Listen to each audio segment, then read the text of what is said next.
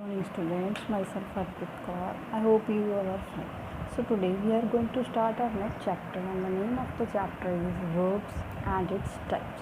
Now let's begin by giving its definition. So what is a verb?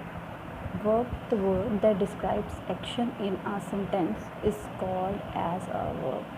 And no sentence conveys sense without a verb. Means a verb is very necessary to complete the sense of a sentence. For example, when Jeet is sleeping, Sohan made a kite. Here, sleeping and the word made both are taken as verbs of the sentence to complete its sense. Now, talking about verbs. Now, there are mainly two types of verbs, main verb and helping verb. So first of all, what is a main verb? The main verb is also called as principal verb. For example, I am driving to the beach. Driving is a main verb here because it tells the action of the sentence. Helping verbs. The helping verb is the verb that comes before the main verb.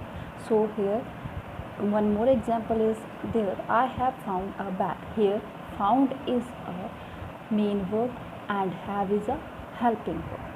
Now kinds of verbs. There are different kinds. So let's talk with first one, that is transitive verb. Verbs with direct and indirect objects. Means transitive verbs are that verbs which have direct and indirect objects. Verbs that need objects to complete their meaning are called transitive verbs. So for example, the man built. What he builds, nothing is written, means the sentence is incomplete. The man has, what the man has. Again it is a incomplete, means they don't make any sense. So they need an object to complete its sense. Now intransitive verbs. Verbs of action and verbs of be.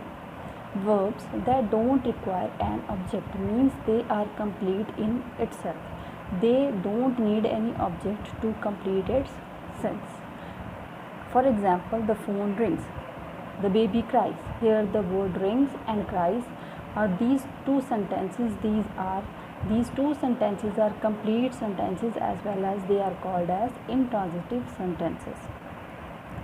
Now next comes regular verbs, forms of verbs. Tense refers to the form of verb. Tense generally indicates the time of an action, which could be, means when we talk about the verbs, it generally talks about the time of action, whether the verb is in present, past or future. English verbs can be broadly classified. In English, verbs are divided into more parts. They are regular or weak verbs, irregular or strong verbs. Come with the first one, regular verb. Regular verbs are the verbs that take ed, means they are at the end ed or t is used. Suffix means the word used at the end to indicate the past action. For example, jump, present, jumped in the past form and jumped again in the past participle form. Laugh, laughed and again laughed in the past participle form. These verbs are known as regular verbs. Now talking about the irregular verbs or strong verbs. Verbs such as do and speak, they are in the present, as do and speak they are in the present form. And when we change into did and spoke in the past form, such verbs are known as irregular verbs or strong verbs. For example, awake is a present verb, awoke past verb, awoken is the past participle verb. Bite, bit, bitten, and in the same way they all are known as irregular verbs. I hope you have understood the concept. Thanks. Have a nice day.